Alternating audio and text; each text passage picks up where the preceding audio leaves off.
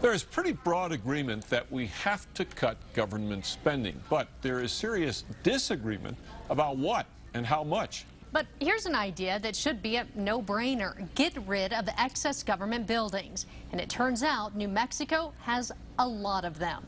News 13's Jeff Todd is live downtown with details.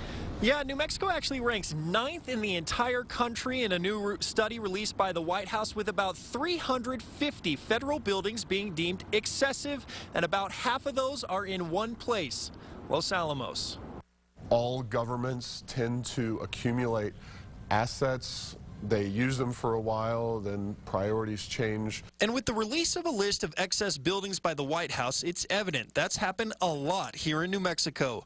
There are buildings on the list in every part of the state, but the biggest accusation of waste is in Los Alamos.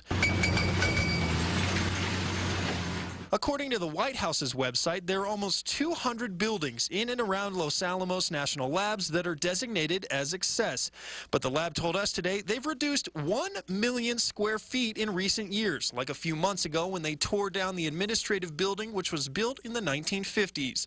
The goal is to sell as many properties that are not on federally secured land. But with so many buildings on the list at the labs or National Forest in New Mexico, there's a real problem. Selling off a building sounds like a great idea, but if the building's at the Sandia Labs or on an Air Force base or at Los Alamos, very few other uses are available for that kind of property. 14 buildings at Sandia Labs also made the list. The president says getting rid of excess buildings nationally could save $15 billion.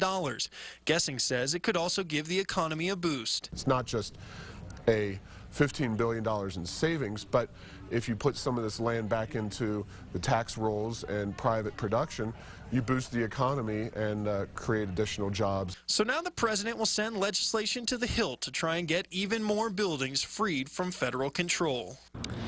Now, Guessing says he wants to take this a step farther with the federal government releasing public lands and letting that get sold off. He also says that this is a pretty good template that the state could use in order for them to get some cuts as well. Jess, back to you. All right, thank you, Jeff. Many of the buildings on the list in New Mexico have already been dealt with. You can find the complete list on krqe.com.